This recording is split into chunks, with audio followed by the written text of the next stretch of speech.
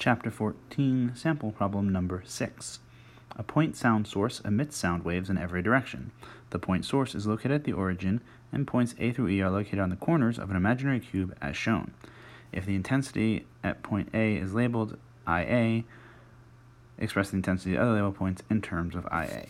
So we know, or we will be working from the fact that the ratio of some intensity to a known intensity, which each intensity is the power over 4 pi r square, and that power is the same, so we have something like this, and we get that the new intensity is the original intensity times the ratio of the original distance to the new distance squared, showing that it falls off as 1 over r squared, as we would hope.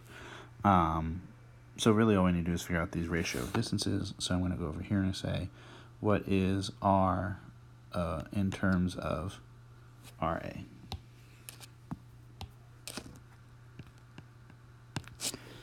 Obviously, A is 1. If we say, so we're going to say that the side of the cube is 1, then B, being on that cube, is actually the diagonal of this square, the back face, and we know that the diagonal of an isosceles right triangle is root 2, so this is root 2.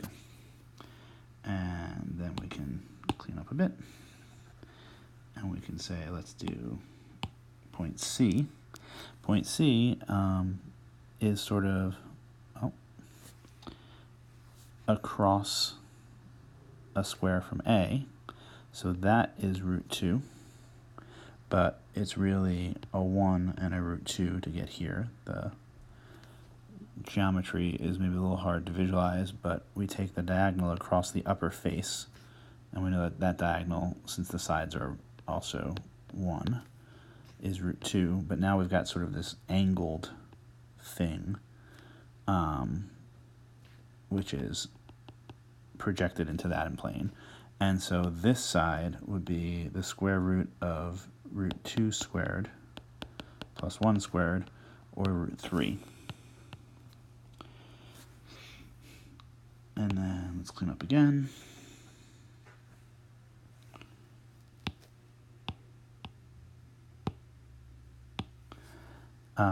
Let's see, D, well, D is nice. D is as far along as A is, so that ratio is 1.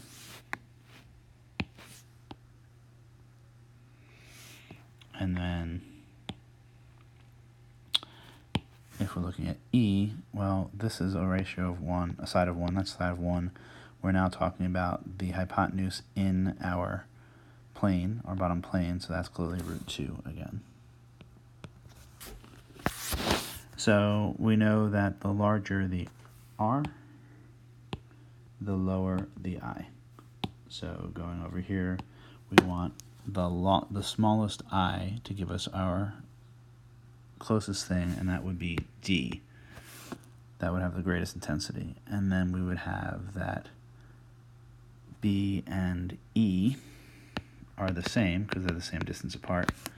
And then finally C, which is the furthest away and therefore has the lowest amplitude, or well, lowest intensity. Since the question doesn't say to rank them, but actually to find them, we're going to go back to this. I'm going to say, all right, so for instance, for D, we're just going to get 1 IA, and that's not too surprising. It's the same distance away, it has exactly the same intensity. For B, I'm going to square the 2, so I'm going to say like IB is IA, and here we have R0 over root 2 R0, and we square it, and that means we end up with 1/2 IA. So B should be a half, and C is the same distance, so it should also be a half. And then in exactly the same sort of reasoning, IC is going to be IA times R0 over root 3 R0 squared, which is 1/3 the original intensity.